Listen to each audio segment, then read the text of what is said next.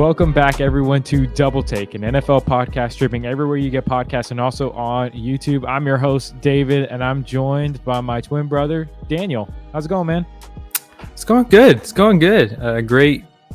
One great championship game, but a lot to talk about, even with the amount of games that we had. So I'm ready to get down, ready to get into it. Yeah, definitely. It was championship week in the NFL, AFC and NFC. Savage cannot be with us this week, but hopefully we'll have him back next week to preview the Super Bowl. But like you said, let's go ahead and let's dive into these matchups, into these games that just happened. So Kansas City, let's start with them first, is able to hold on and beat the Baltimore Ravens 17-10. Patrick Mahomes in the first half, along with Travis Kelce, made some sensational plays to put themselves up 17 points in the first half, was held scoreless by the Baltimore's defense with a 17-7 lead heading into halftime. But then Lamar Jackson in the second half only manages to score 3 points. He turned the ball over twice with an interception and then a fumble. Mahomes pretty much game managed his way in the second half, but when he needed to make the big play to ice the game to MVS on a 3rd down and 9, he did it. Just an incredible, amazing performance, because Mahomes even said, he's like, it wasn't about stats. It wasn't about trying to make the big plays. It was about winning the game. And that's something that Brady has done his entire career. And that's something that I've learned how to do. And it was great to see. But Daniel, obviously, like you said, there's a lot to talk about in this game. First question I have for you is, who is to blame for the Ravens not showing up and playing? Because they've been the best team in football all year long. Yeah. And then they go out and they look like that. For me, the blame has to go on the offense, just as a whole. Like it goes to what's the name of the offensive coordinator? Todd Mudkins. But here's the thing about it. I had no idea who he was before this game. Mm-hmm. And yet I'm hearing all this blame that should be on him, but that'll be for the next question that you have. But it is going to be on this offense. Your defense is able to hold Patrick Mahomes to 17 points. Now, they're playing conservative. Obviously, they're going to react to how you're playing on offense. So I think maybe Patrick Mahomes doesn't game manage as much if you actually score the ball. And then we can see what your defense does. But your defense, given what was happening in the game, played really well. Yes, it was 17-0, or it was they let up 17 points, but they let up no points in the second half.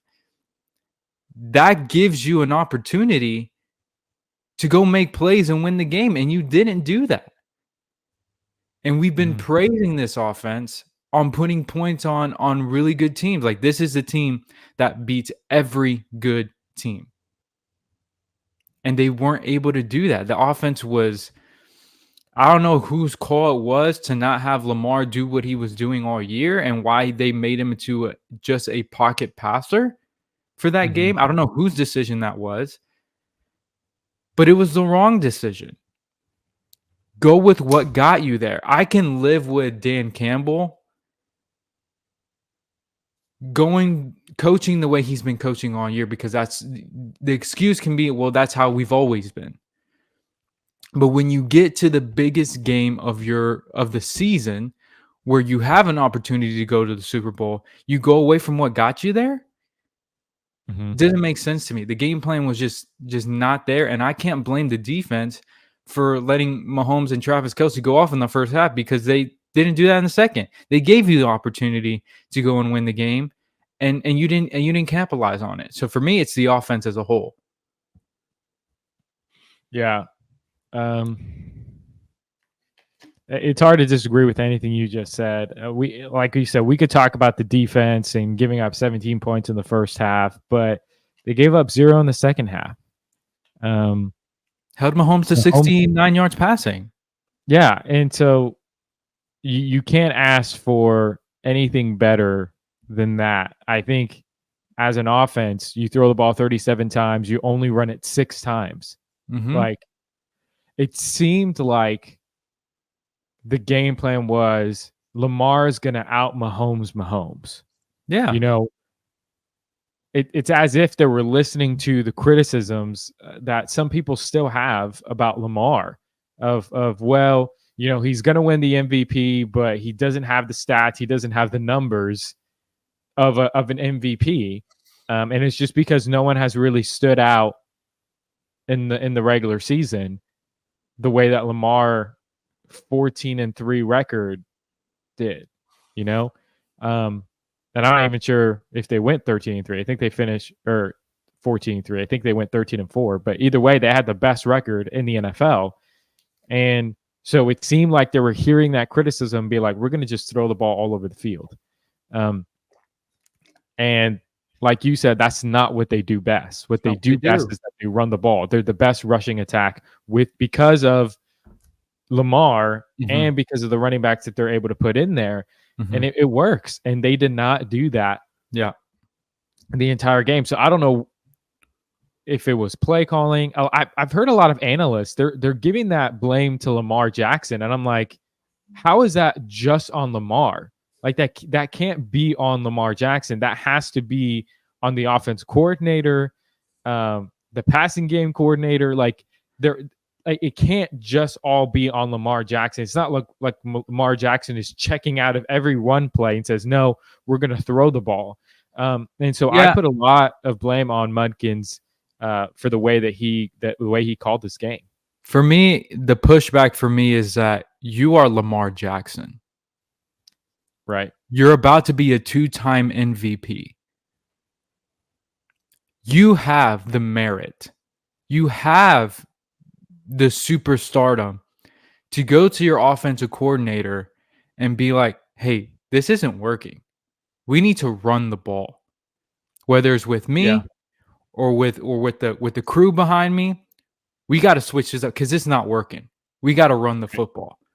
Right. And he's the leader of that team. So as a quarterback and as an MVP, either you're going to tell your coach, hey, we need to run the ball, or you make it happen as a pocket passer. But that's like for his legacy. So that's the next question. But for me, I agree. Like, I think part of it needs to be because that was your strategy. That was your strategy. Now, the reason why I say part of it's on Lamar is because you're the MVP. You're the quarterback. You're the leader of this team. You have to be able to go to your coach and be like, why aren't we running the ball? Let's run the ball. Let's establish something first. Let's go back to what was working for us. And he didn't. So that's why I agree with you. I think he does deserve some of the blame because he's the one who came up with that game plan. He does. Yeah. Yeah. And let's just go ahead and dive into this next question. Because obviously, if you're on sports talk radios or sports talk shows, like Lamar is getting a ton of heat and a ton of backlash for his performance in this game. Because, you do have the fumble in the first half where Kansas City is up 14-7. You look like you're going to respond. And I think that might have been the same drive where he caught his own pass. I don't know if it was or not, but it seemed, I think that it was the same drive. Doesn't see the rusher coming, gets blindsided, gets the ball knocked out. And then you have in the second half with, I think it was 6 minutes to go left in the ball game. You're at the 30-yard line of Kansas City. You're driving. You're going downfield, and you throw this weird interception to Isaiah Likely with 3 guys on him. And so now the narrative of Lamar Jackson is just like, well, you're 2-4 in the playoffs. So Daniel, what should the narrative about Lamar Jackson be? Can't win the big one until he does it. I mean, that's just the reality of what we're witnessing. We're seeing a guy who plays amazing through the regular season, a 2-time MVP. And then when you go and play a Patrick Mahomes who's playing differently now at this stage of his career than he ever has. This is not the same Kansas City team that will put 40 on you. They can if they need to, I believe. I mean, for me, it's been more of a struggle to believe in that, not because of Mahomes, but because of the weapons that he has around him. Right. This was your best shot to go to the Super Bowl. Jim Harbaugh is now the head coach of the LA Chargers. You don't think him and Justin Herbert are going to make some noise next year? That remains to be seen, but let's believe that they will. You have Cleveland. Cleveland's not going away. Houston, I think Houston's going to be even better next year. Mm-hmm. Josh Allen and the Bills, they're still sticking around. Miami and Tua, they're always gonna be in that mix, like the 6th or 7th seed. They're always gonna be there. Joe Burrow's coming back. Yeah. And then obviously Patrick Mahomes. This was your best shot to go to a Super Bowl, to silence all the critics, and you failed. And I get it, like things happen, you had Flowers fumble in the end zone, but like David highlighted earlier on, he threw a really bad pick with 6 minutes left in the game. What was the panic there? So for me, I think that's going to be the narrative for a really long time until he changes it. He can't win the big one. Can't win the big one. And I think that's fair for us to say, because I think if we're gonna have high expectations for quarterbacks, if we're gonna put the same kind of criticism on a quarterback like Dak Prescott for not winning, why should that be any different for a 2-time MVP? If not, it should be more. You have a more talented team. You have a more consistent team. Mm-hmm. And you still can't get it done. And on top of that, the thing that I would say is, yes, they went away from what was working from you. Here's the thing that I'm struggling with, and people can tell me like if this makes any sense, or if this is the right way of thinking. Yes, they moved away from the things that worked for you. But if you need to just purely just throw the ball, shouldn't you be able to do that as a 2-time MVP? If you're trying to get away from the narrative, this is a running back playing quarterback.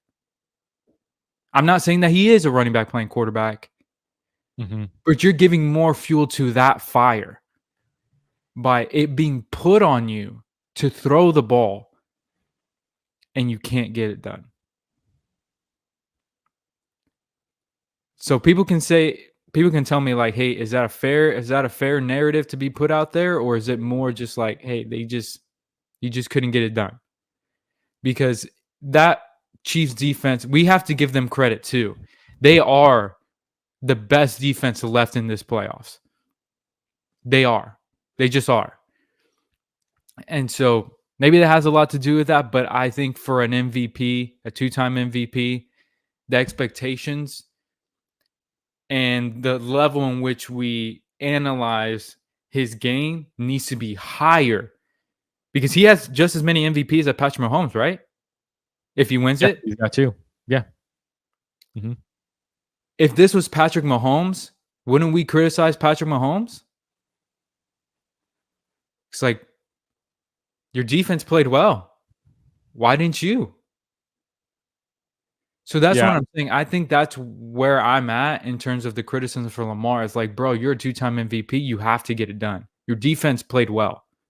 You have to get it done. Yeah, so obviously Savage is not here today. I think he'd be smiling if he was, because I think this is the epitome. This is the perfect example of figure it out. Not the whole, oh yeah, my defense is playing bad and they're getting penalties and somehow I have to figure out how to win that game. Yeah. I think that's ridiculous. I don't think any quarterback is going to figure that out. Mahomes can figure that out. But you're struggling all game. Your defense gives up points early. It's 17-7. If I were to tell you that the Baltimore defense was going to hold Mahomes and that Chiefs offense to 0 points in the second half, you're like, "Oh, great! Like Lamar has a chance. They have a chance to win that game, right?" Yeah. And yes, you have the Zay Flowers fumble near the end zone. But there was still plenty of football left. Plenty of football left. Mm-hmm. And your defense is shutting them down. Your defense is stopping them. So now the ball's in your hands. You're the league MVP. Yes, and to me, it's not really even a question of like, can you get it done throwing the ball? I don't think that's the question. Okay. Because there was several times to where Lamar drops back to pass, no one's open, and instead of like running out of the pocket and taking off, he hesitated. He stayed in the pocket, even though nothing was working. No one was getting open, and he got sacked. He either got sacked or eventually the pressure got to him and he had to just fling it, and it was an incomplete pass, a waste of a possession. We saw it in the NFC Championship game where Brock Purdy, several times in the second half, when he couldn't find anybody open, I'm ducking my head. I'm going to go pick up 12, 13 yards.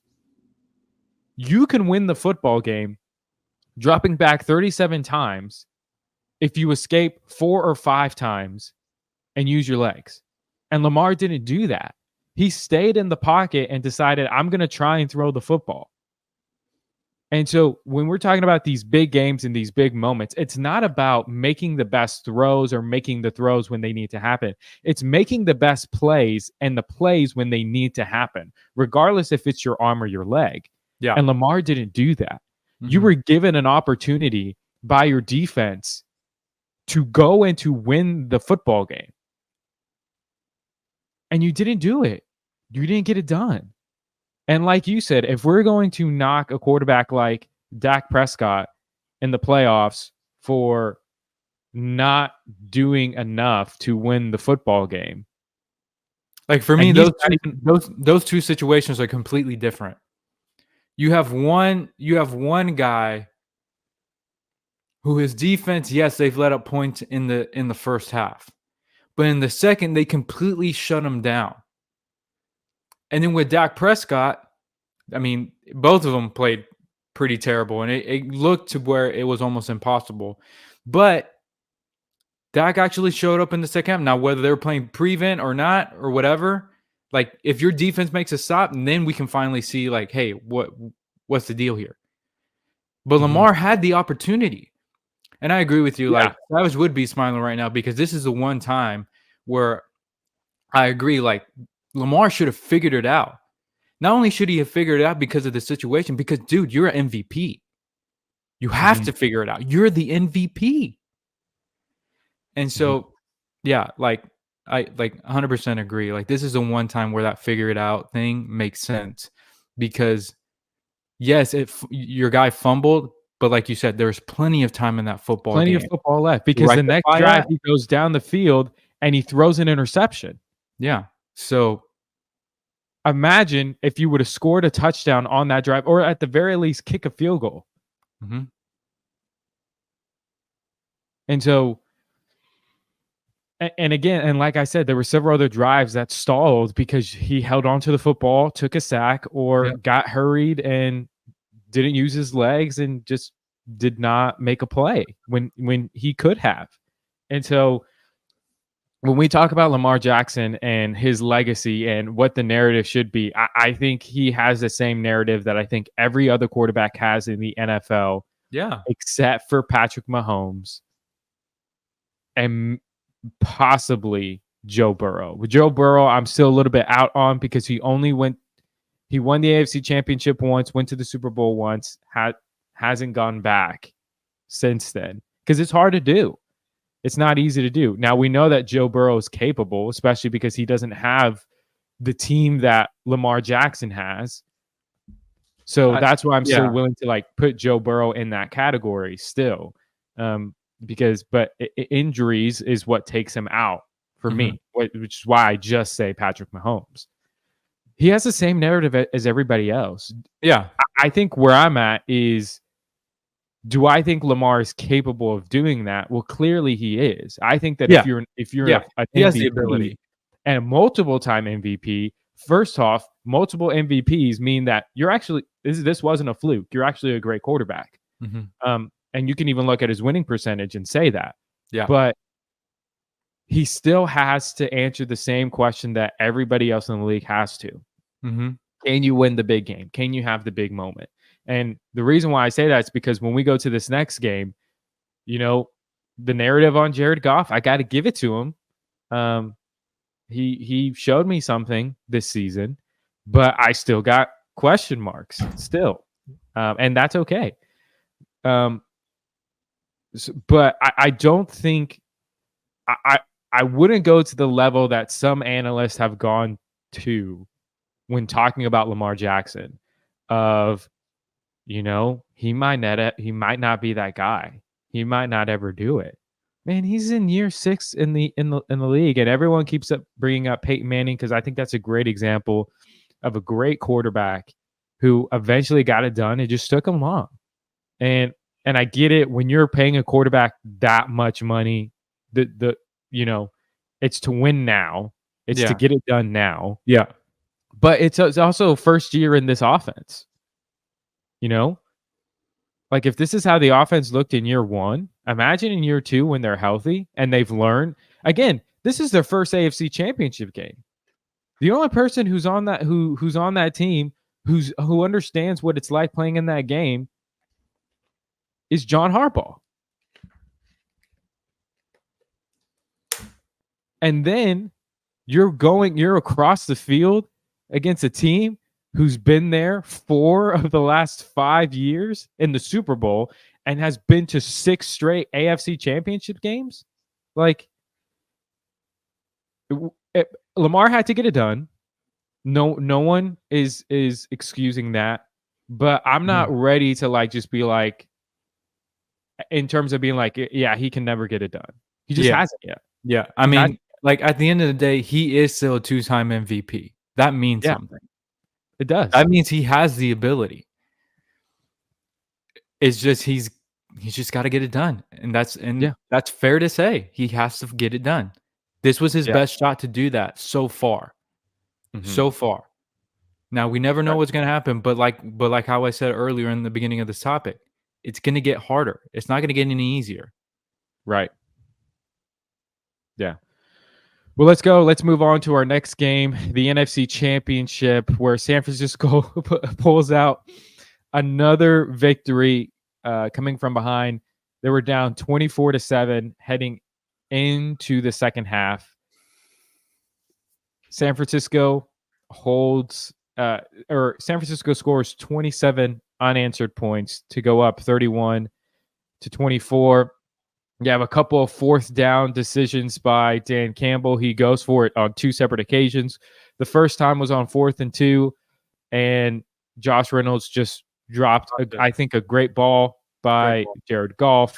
And then the second time, Jared Goff gets rolled out of the pocket, doesn't see one of Williams on a drag route, and has to chunk the throw. It's not a great throw. But you have 2 of those situations. You kick field goals. Maybe the game is different.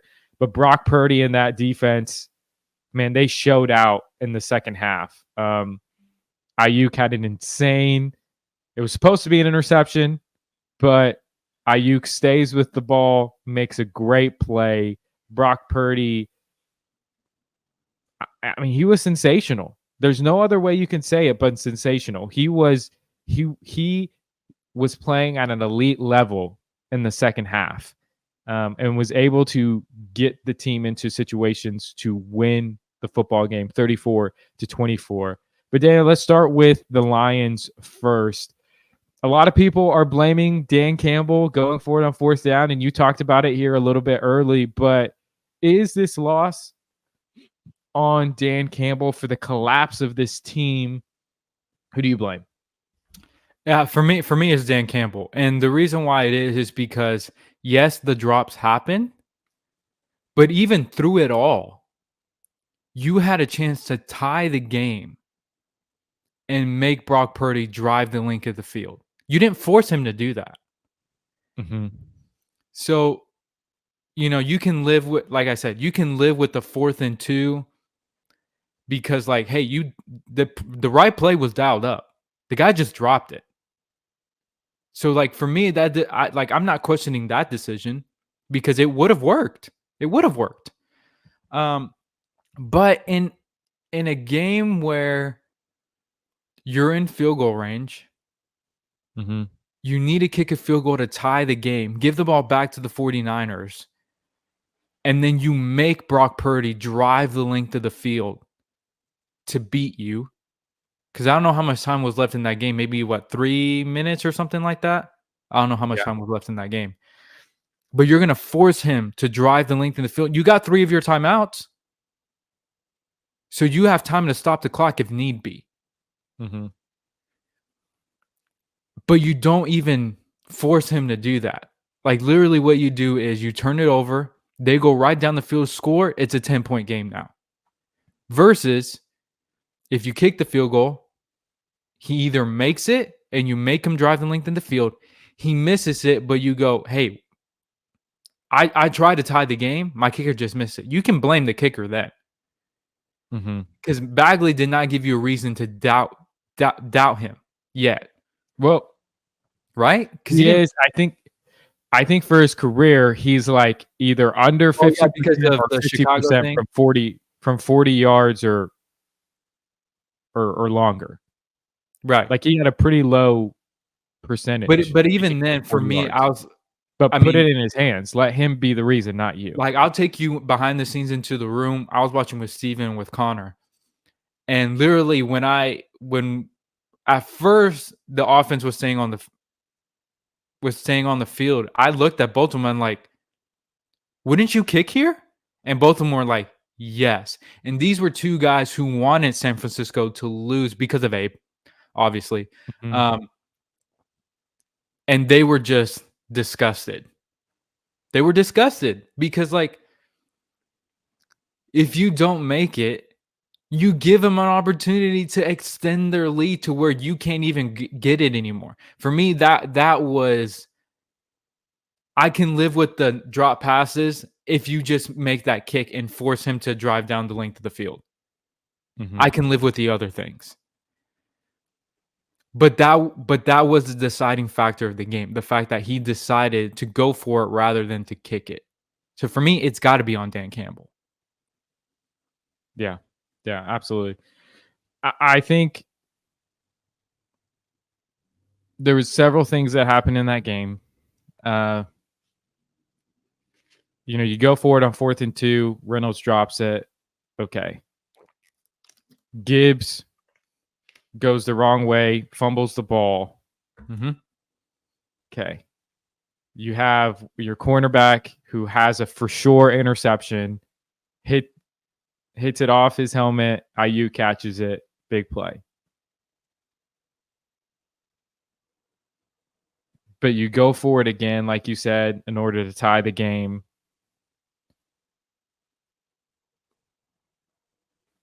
It's just a major collapse. Not even just but it's just a choke job all around. Yeah, except for one guy. Right. Because like I said, I'm going to say this. I think Jared Goff had a great postseason. Yeah, he did. He had a really great postseason.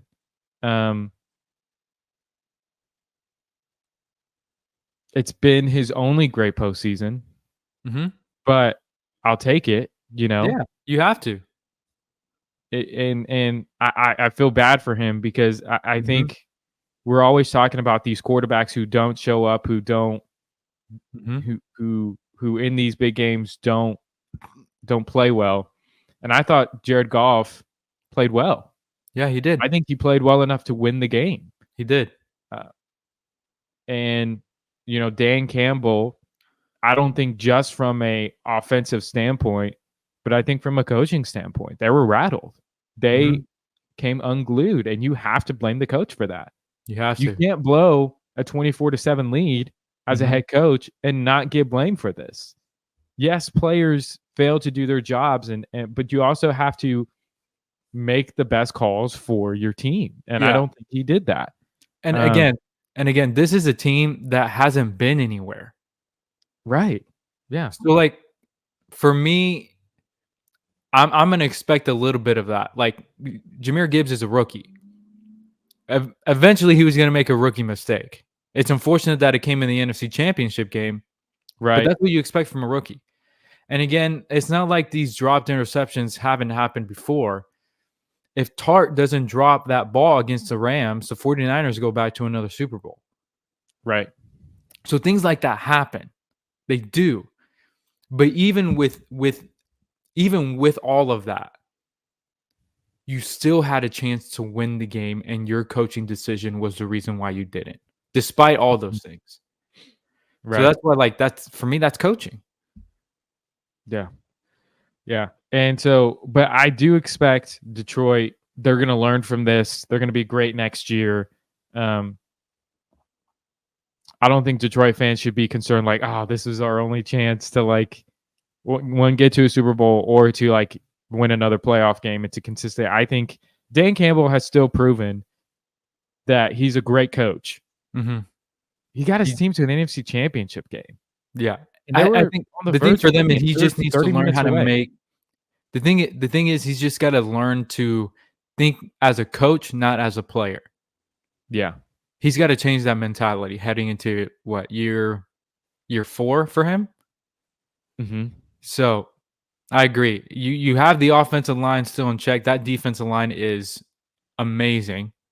And I don't think you have to pay Aiden Hutchinson for another year. Right. And so you have the second best running attack in the National Football League. Mm-hmm. And a very experienced and seasoned quarterback in Jared Goff, who has amazing chemistry with I think the next great tight end in Sam Laporta and Amon-Ra St. Brown. Yeah. Yeah. Pretty good future if you ask me. And a Ben Johnson Who's coming back for another season when he could have gotten the job somewhere else. So, Lions fans, don't be discouraged. I think you guys have a way brighter future than our Cowboys do, for sure. Yeah, yeah, absolutely. But let's go ahead and talk about the other team. Let's talk about the 49ers. I mean, this is where we were talking with some of your buddies after the game. I got onto them because they started doing the thing again, Daniel. They started doing the thing again to where they gave too much credit to Brock Purdy, I would say. But I think there is credit to give. There's credit to give. Brock Purdy was sensational. Mm-hmm. There's no way around it. He made plays. He himself. Did he get lucky with the Ayuk catch? Yeah. Absolutely. Did he get lucky by Jennings one-handing the pass that Purdy threw across his body? Absolutely. Was it amazing that the defense forced 3 turnovers, 2 turnovers on downs, and 1 fumble? Yes, it was. But Brock Purdy himself had to make the plays still to help his team win. And it's not crazy to say that the 49ers do not win that game without Brock Purdy. You can't say that. Did he have help? Yes. But did he himself make plays? Yes. So when we ask the question, Daniel, of what does this say about Brock Purdy, what says you? Is Brock Purdy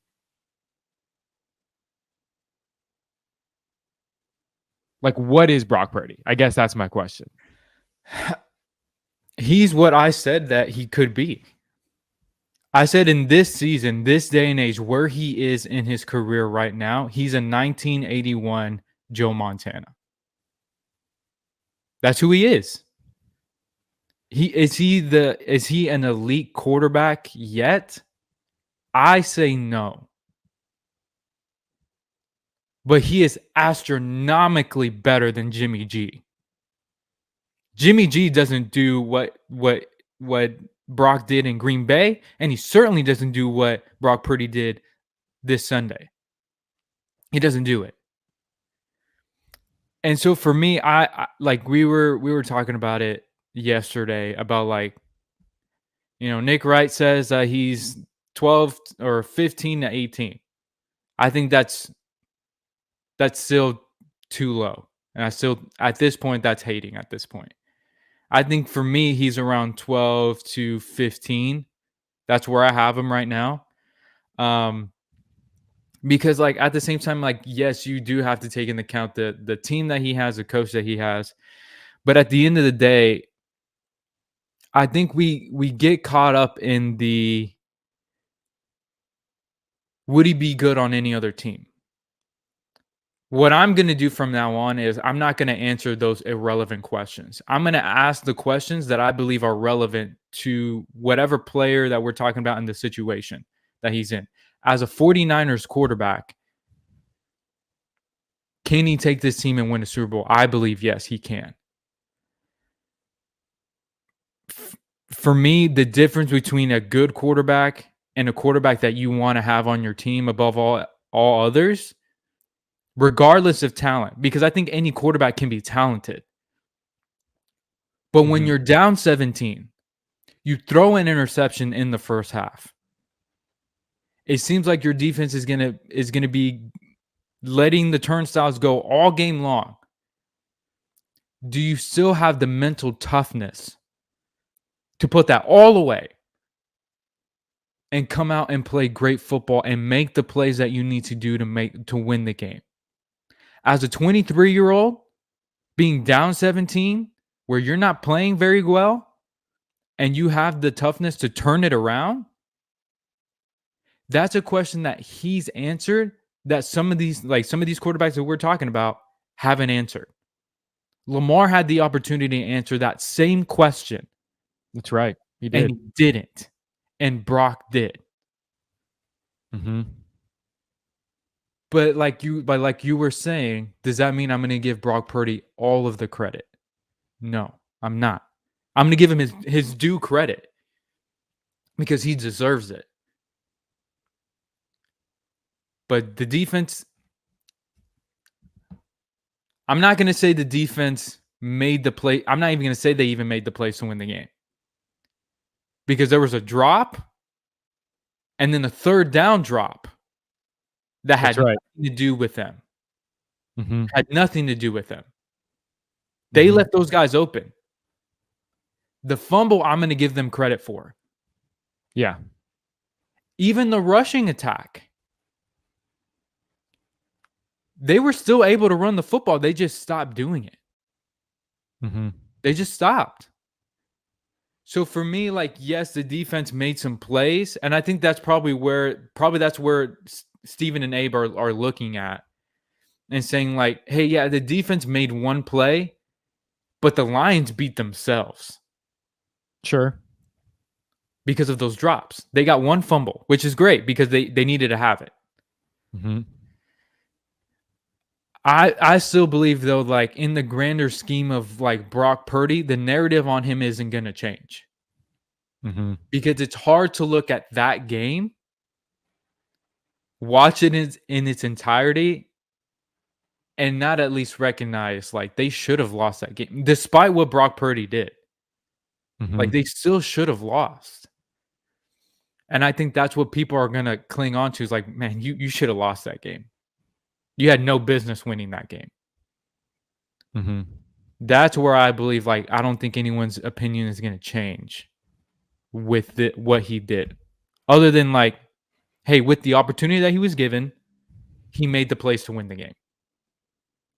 And I think that's the type of quarterback that he is. He's proven that whereas a 4-point deficit or a 17-point deficit, no matter what is going on around me, I'm going to bring out my best. That's all you can ask out of a quarterback is when it matters the most, don't turn the ball over. Make the best plays that you can. So I'm going to ask you this question because we're going to get into this. Yeah. Again, and this is not me hating on Brock Purdy. This is just me wanting some consistency. in the way that we talk about quarterbacks and what they've done, what they don't do.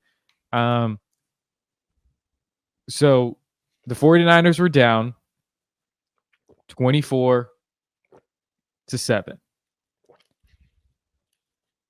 Dak Prescott and the Cowboys were down 27-7, right? Mm-hmm. Dak Prescott in the second half scores 25 points. Brock Purdy scores 27 points. What's the difference in that in those games? For me, it was the defense. Well, I guess not defense, the stops. Right. Consistent It was stops.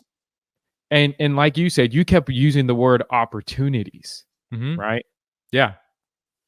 Josh Allen had an opportunity. He did Against Kansas City. Yep, he did. Failed. Yep, failed. Lamar Jackson had an opportunity. Failed. And failed. Mm-hmm. Brock Purdy had his opportunity and did not fail. He stepped up to the plate and executed. But when we talk about a quarterback like Dak Prescott, everyone says, and I'll give him this, it became stat padding for Dak. Yeah. But he wasn't given the opportunity to do what Brock Purdy did. And someone like Ryan Clark, who I have a lot of respect for, was like, well, Brock Purdy's over Dak Prescott now. I wouldn't go there. Because Brock Purdy had the opportunity to do what he did. Dak Prescott did not. They both scored the same amount of points in the first half. They only scored 7. And so what I'm just saying here is that, like, that's kind of why I don't put Brock Purdy in that kind of top 7, top 8 quarterbacks. I think he's a top 10 quarterback. I would even say having him at number 12 through 18, it's not high enough. I think he is a top 10 quarterback. Just because of what he's done in the postseason. And I think even to your point, even if he is a top 10 quarterback, that still doesn't mean he's elite. You know what I mean? Sure. Yeah. Yeah. Right. Because like when I think of elite, I'm thinking like the 5 best quarterbacks in the National Football League. So I would say 3. I would say 3. Maybe, yeah, I would say just Mahomes, Burrow. Actually, probably just those 2. I have to put Lamar in there because he's a 2-time MVP. That means you were the best player in the National Football League for 2 years. So Lamar. Let's put Lamar in there. So let's say Mahomes, Burrow, Jackson. Those are the only 3 players that I would consider to be elite. Mm-hmm.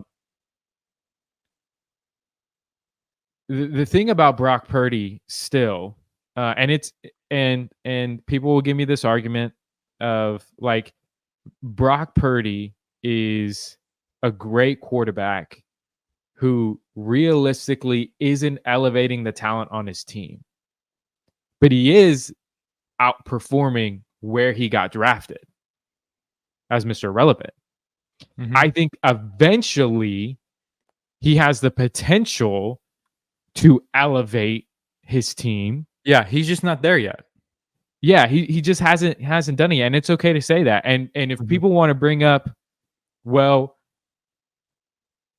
with Brock Purdy, Brandon Ayuk has had his best season of his career, then I would say, okay, CeeDee Lamb had his best season, historic season, with Dak Prescott at his quarterback. It was a franchise record and receptions, record seasons, yards.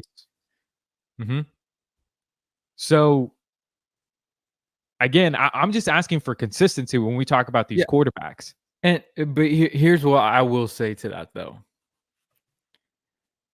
Dak Prescott did have that opportunity last year.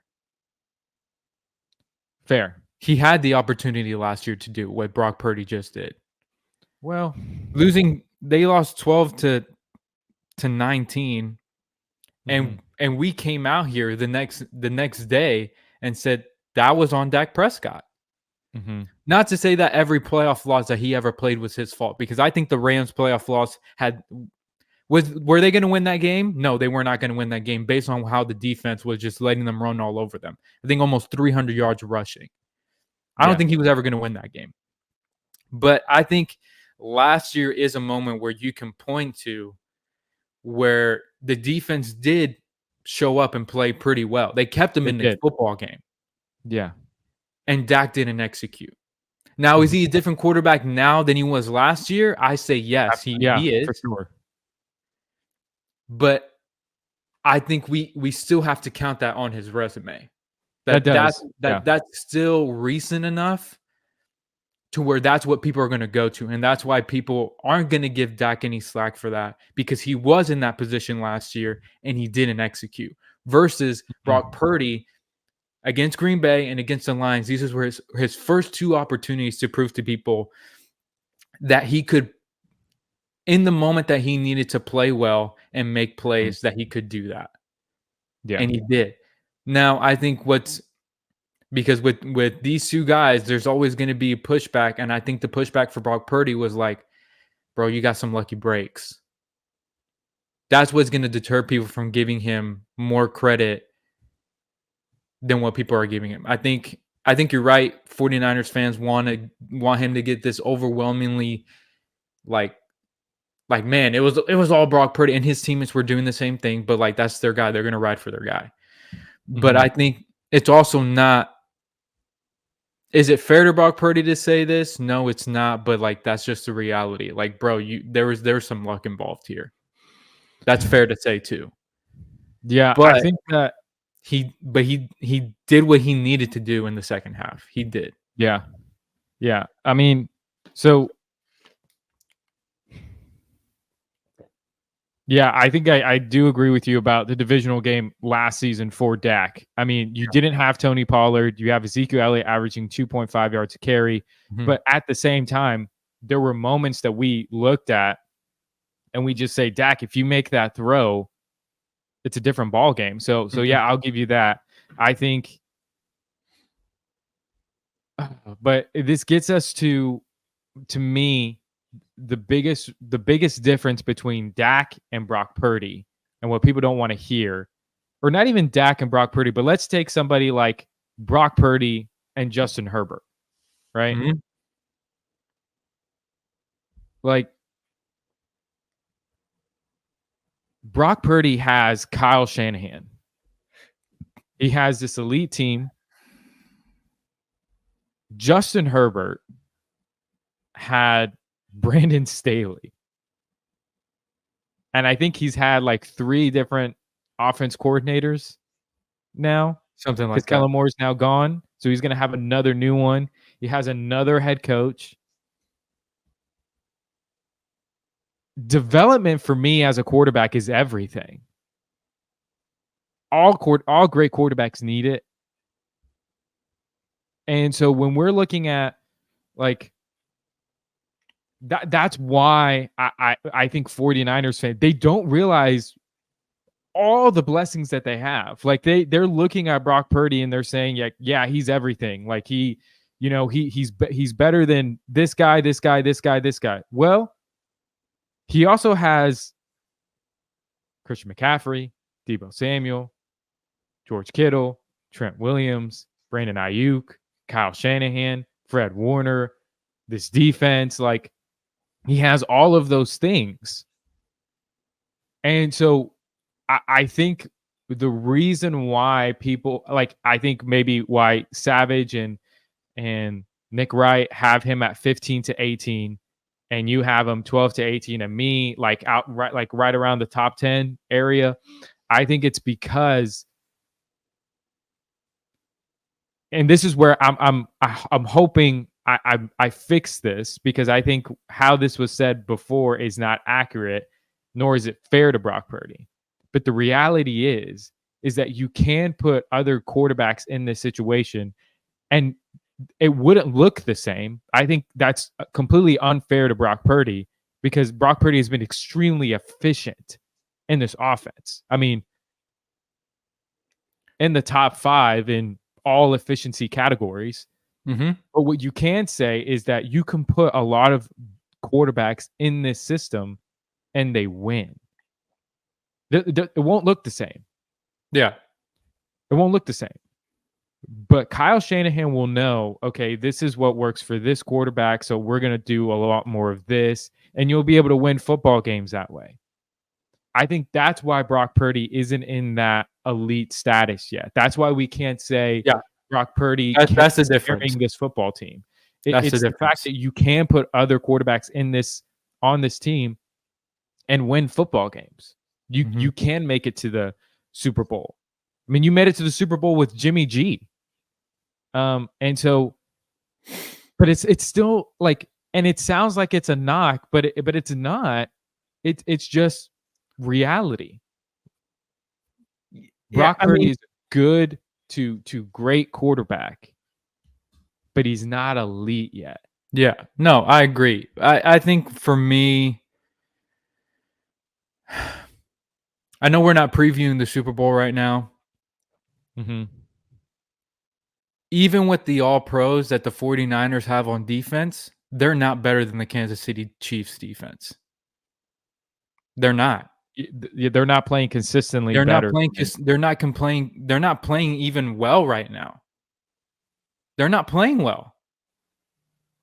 If Detroit was more invested in running the football in the second half, they're going to get run over. They were getting outmatched here. So I think for me, I think that's why myself and 49ers fans are like, yes, he has all pros in name. And some of them were all pros again this year.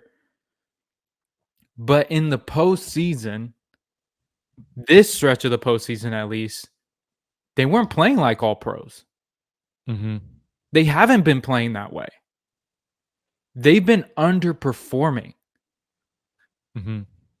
So for me, I think if they were like locking people up and just being like letting them only scoring 10 points and then Brock is having a hard time figuring that out, then I would be like, bro, your defense saved you here. Mm-hmm. But the fact of the matter is like that defense has not been playing well in the postseason. Mm-hmm. They've gotten a little bit exposed, and that's why for me, I think Patrick Mahomes is probably chomping at the bit right now because he knows what can beat him.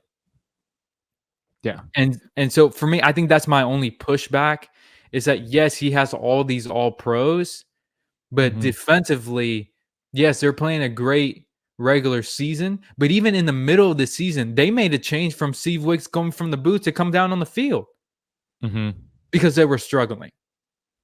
Yeah. They weren't like Baltimore where they were like, you know what I mean? Like they holding teams down, shutting out all the great teams. They weren't like Kansas City, who was the best second half defense in the league this year, where they barely let anyone score in the second half.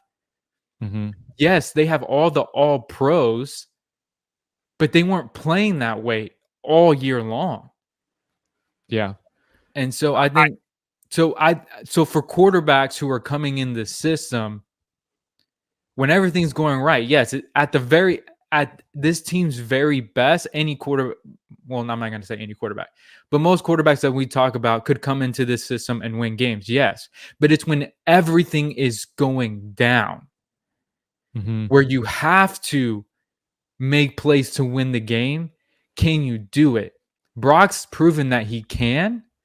These other quarterbacks haven't. You look like you were talking about Justin Herbert. Justin Herbert had a lead in his one and only playoff game.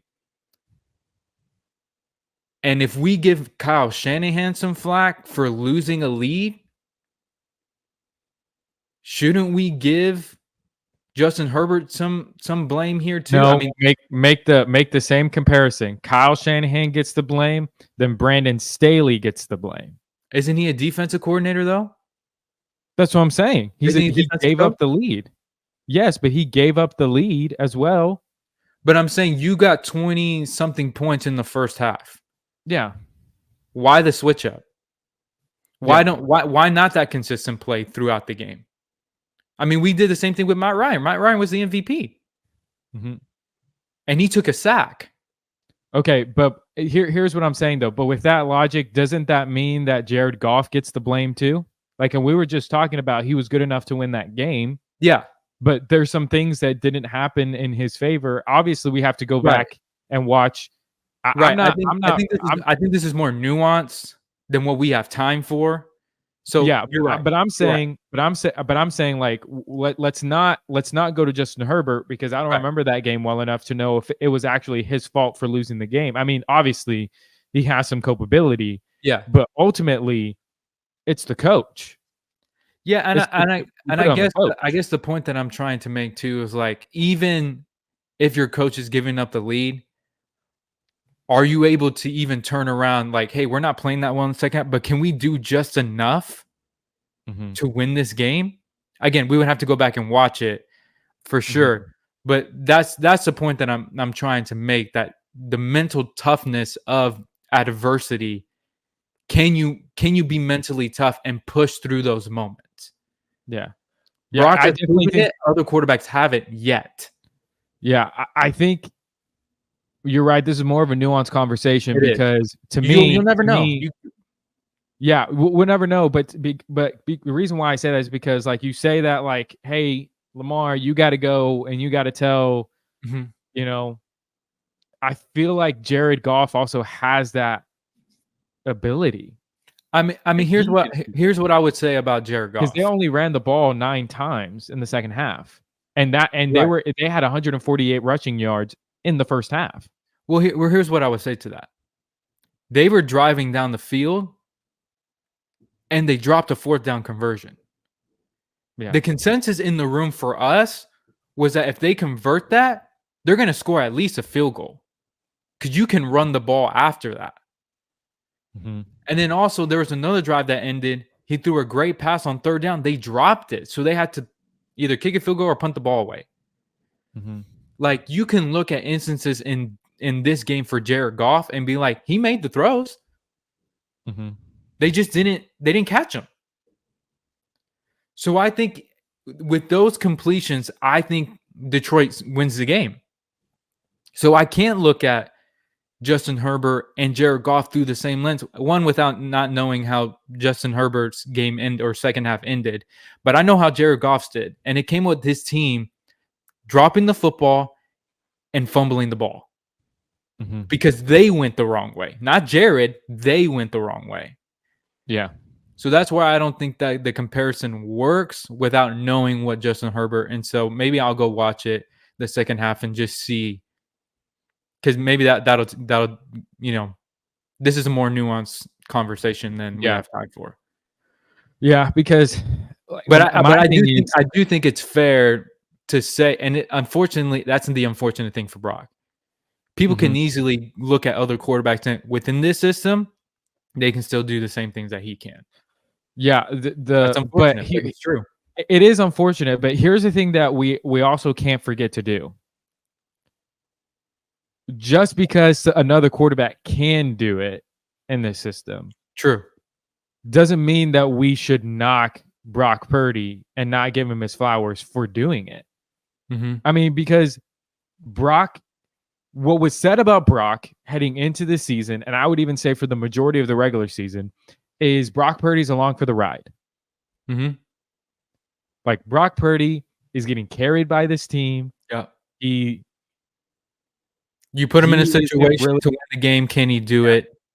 He's the 4th best player on his team. It was said on this podcast, and I think we all agreed with that statement because that's what it seems like. But what we've learned in this postseason is that Brock Purdy is just as valuable, just as crucial to the San Francisco 49ers' success as any other player on this team. Because I wouldn't say that everything went bad, everything went crazy. I'm not going to go that far because I think, clearly the defense wasn't playing its best. The offense wasn't playing its best. Kyle Shanahan wasn't doing his best. And Brock Purdy was able to, in the moment, say, you know what? We got this. Let's get it done. I'm going to make some plays. We're going to get lucky every now and then, but at the same time, I'm going to make some plays. Obviously, the narrative of Brock Purdy is that he's not just along for the ride. He is a crucial part of this football team.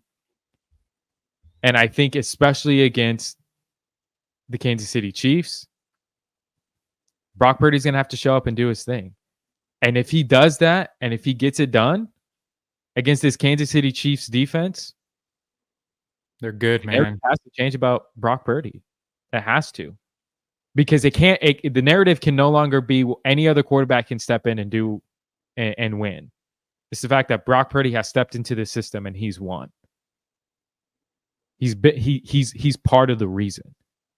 The 49ers are not in the Super Bowl without Brock Purdy. That can no longer be disputed. It can't. Yeah. So, just great stuff. I'm glad I think that's a good place for us to be in terms of Brock Purdy. He's not an elite quarterback. Yeah. That's only reserved for three people. But he's also not just along for the ride. So let's move on to some other things as we kind of close and wrap up our show. Daniel, you talked about it earlier. Jim Harbaugh hired by the Los Angeles Chargers. He's expected to be able to pick out his own GM, and I think they already have. I don't remember what the name was, but I think the big things that we need to note from this hiring is that he has control. He got what he wanted. He wanted to be able to choose his GM, to work closely with him, and ultimately the final decisions in terms of personnel, players, drafting, trades, all that. Jim Harbaugh has the final say. Justin Herbert is going to have a new offensive coordinator. But Daniel, what are the expectations for this team moving forward? I think so. Like to give you some insight, they did hire Joe Hortes. I don't know if I'm saying the name right, to be the general manager. He was with the Baltimore Ravens as their director of personnel.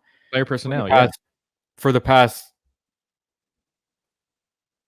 26 years, he's been with that franchise. Wow. Probably since no, I was going to say probably since its inception, but I don't think so. No, because they were like in the 90s whenever, like late 90s. Like 96. Well, 96. Yeah, so maybe 2 years after they began, that's when he got there. Still pretty close, though. Yeah, still pretty close. So he was a director of player personnel. But his role now will be overseeing both college and pro scouting for the Ravens. Or for the Chargers. Oh, no. No, that's what he was doing for the Ravens. Oh, okay. Yeah. So that's what he was doing. And so I think this is a good move. I mean, you guys, a guy with experience, with a good track record, because Baltimore has always been competitive. So I like this move for them. I think if Jim can get the right pieces around him with Justin Herbert, I think they can be pretty good. Do I think they can beat Kansas City? Because that's going to be a really tough division from now on. Yeah. You know what I mean? Because you got obviously Kansas City, but you got the Raiders and Antonio Pierce, who I think are going to get better. Are they going to probably be the third best team in that division? Maybe the second best? Maybe. We'll see what I guess I got to see what team he puts together first. But I think it really just rides on who they get at quarterback, because I think that defense is going to be set. Yeah. That defense is playing a lot better since Antonio took the team, because when we had the discussion about like could Brock Purdy make the Raiders a playoff team, we forget like they beat Kansas City. And they like stonewalled them the majority of the game. So the team has some talent. They can play. But like you said, what they need is a quarterback to give them consistency. And with the weapons that they have in place, they have the opportunity to make some noise in the West. Mm-hmm. So that's going to be a tough division, but I think I'll give the edge to Jim Harbaugh because I've seen him do it at this level before with the 49ers. Mm-hmm. And so it's really going to depend on how he meshes with Justin Herbert. I think this is great for Justin Herbert. Like you said, I think he may have had 3 offensive coordinators in his career. Now he gets one that's been proven in this league. I think they're going to be really good. I really do. Yeah, I love this move because I think it really speaks to what I've been talking about, that every great quarterback who is capable of winning a Super Bowl absolutely needs, is that they need great coaching. They need it. Mm-hmm. And Justin Herbert, I think, has an opportunity now to finally get over the hump. Mm-hmm. Because if Jim Harbaugh can do it with an Alex Smith, yep, with the Colin Kaepernick, we think that Justin Herbert is oodles talented, just oozing talent. Mm-hmm. That I think was stunted by Brandon Staley. I think that we're going to see Justin Herbert, I think, finally potentially hit that elite status. I think we will. Because now he has a coach who can help him get there. Mm-hmm. And so I think that they're going to do really, really well. It might take a year or two because they have some major cap issues. They have to pay Eckler, Williams, Keenan Allen, Joey Bosa, Khalil Mack. And you probably realistically, I think they were saying that you could pretty much only keep 2, maybe 3 of them. Maybe. Yeah, because what I was seeing is Joey Bosa has not lived up to the contract that he signed. Right. He hasn't played that well. Derwin James, the safety, also hasn't been playing up to his contract. Mike Williams is hit or miss. He's hurt. He's hurt a lot. Austin Eckler is starting to get the same way. Keenan Allen is the same way. I love Keenan Allen. I think they need to keep him too. I think they need to keep him. He trust me, I've had him for fantasy, and he's always hurt.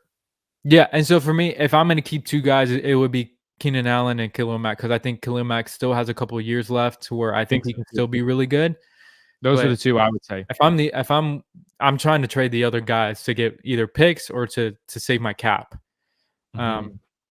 But they've got some work to do on that roster for sure. Yeah. Right. Yeah, absolutely. Next question. Vic Fangio and Kellen Moore have been hired by the Philadelphia Eagles. Fangio to head up that defense and Kellen Moore to head up the offense. Daniel, do these moves make you nervous, or what are your thoughts on these hirings? So I talked to Steven about it because the Eagles are his team. And I asked him, I was like, bro, what do you think about Kellen Moore as your OC? He's trying to remain optimistic. What happened last year with Justin Herbert? I mean, he was pretty much the same as he was the year before. In terms of passer rating and all that. I think having a guy who can't catch as your number 2 or 3 receiver did not help. Injuries were also a big part of why Justin Herbert didn't play as well as, we probably expected him to under Kellen Moore. And so for me, I think, am I scared of the Philadelphia Eagles with Kellen Moore? I have to see it first. I really do. I have to see it first. Because even though he last year was a struggle, but because of injuries and all that, when he was in Dallas, he did have for 2 years the best offense in the league. Mm-hmm. That is on his resume.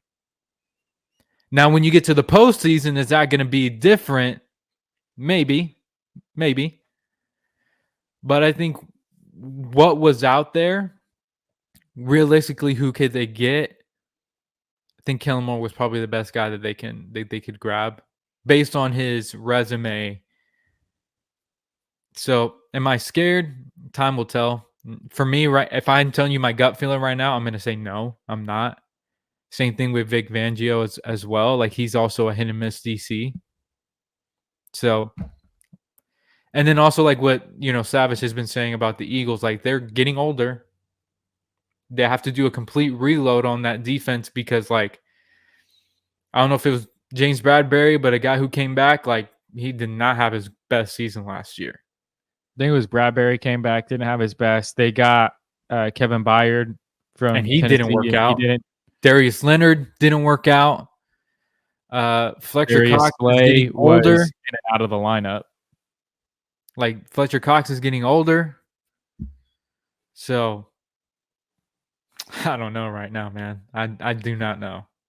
Yeah, I'm the same way. I think that in terms of Vic Fangio, what Eagles fans are like holding on to with Vic Fangio is the fact that in 2021, he held Dak Prescott to 0 points heading into the fourth quarter when he was the head coach in Denver.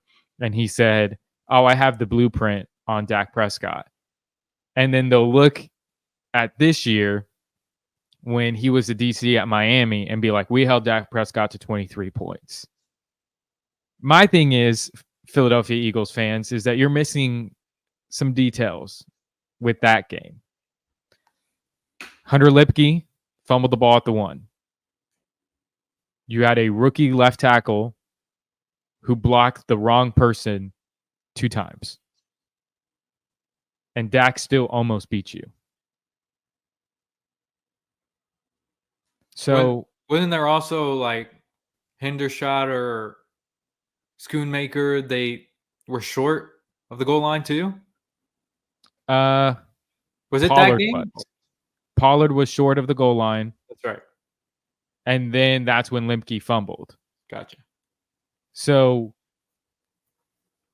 I'm not scared of Vic Fangio at all. When it comes to Kellen Moore, I've been very, very critical of Kellen Moore. I said that Dak made him. So far, I've been proven right. But I'm also not going to put all the blame on Kellen Moore for how his time in Los Angeles went. They had a lot of injuries, a lot of drops. If I'm going to say that about Dak Prescott, if I'm going to say that and make those arguments for him, I'm going to make those same arguments for Kellen Moore. Am I scared? No, not necessarily, because I need to see it before I get scared. Exactly. I have to see it. But I think you're absolutely right. I think Kellen Moore, when you look about who was out there, he was the best person for that. Because like we said, Ben Johnson's going back to Detroit. Yeah. And he wasn't going to come over all the way to Philly for an OC job. Yeah. I think the biggest thing is like they still have Nick Sirianni as their head coach. That to me is why I'm not scared, because you can get whoever you want for DCs and OCs. Ultimately, the head coach. Well, no, I wouldn't say that, because with Steichen and Gannon, they got to a Super Bowl in spite of Nick Sirianni. So the right OC and right DC can overcome a bad head coach. I don't know if these two guys are those guys. That's what I'm saying. I don't think these guys can. Yeah. And so to me, that's why I'm just like, Philly, I don't know. I'm really shocked. And I mean, I think Ben Johnson, the reason why he's staying in Detroit is because he was asking a lot of money to leave Detroit because he's loyal to Detroit. He says, I don't necessarily want to go, but I am kind of confused, because if you're looking at that Washington team, if you're Ben Johnson, they have the number 2 overall pick. They have a lot of draft capital. Because remember, they made all those trades mid-season. Yep. They got a huge cap. That's a perfect situation to go to. Mhm. I 'Cause mean, at is the very least, Eric Bieniemy still there? I think so. So, I mean, but you have the opportunity to get whatever quarterback that you want in this draft. Bar the, Bears take a quarterback with the first overall pick. yeah. But you But have even then, you still have Drake Maye, you still Yeah. have Michael Penix Jr., you still Yeah. have Bo Nix. So, I think that, they still got a lot of stuff that they can do. Yeah, so I don't know. Maybe he does love Detroit a whole lot. Maybe he believes that, hey, we do need another year and we can win the Super Bowl, and then I can go get a job. But I think as that's constructed right now, I think that Philadelphia is probably gonna be the 3rd best team in the NFC East. I just got to see who Washington gets as their head Well, coach and who they get as a quarterback. I don't think it's just Washington. I New think York? New York can do something because they have the number 6 overall pick. Now, if they keep Daniel Jones as their quarterback, then I change my mind. But let's say that New York gets a quarterback. They get somebody. And they have Brian Daboll as their head coach, who I don't blame for last year. So I think that if New York, if they draft a quarterback, if they make some moves in the offseason, I think that Philadelphia will probably be the 3rd best team. And again, depending on what Washington does, I didn't even think about that, Philly's getting older and they're going to have to re-equip and reload. They have Nick Sirianni. They're going to have a new offense, a new defense again. There's a lot of different variables going on in Philadelphia, but we're just going to have to wait and see before I'm definitive about anything. Yeah. But that's going to do it for us here on Double Take, an NFL podcast. Thank you so much for joining and for listening. If you have thoughts about Brock Purdy, if you have thoughts about Lamar Jackson, if you have thoughts about what's going on in Philadelphia or Los Angeles, man, make sure to comment on this on our YouTube channel. But if you're listening on audio, make sure to subscribe to the channel. And you can also comment your thoughts on that as well. But for Daniel, this is David for the podcast.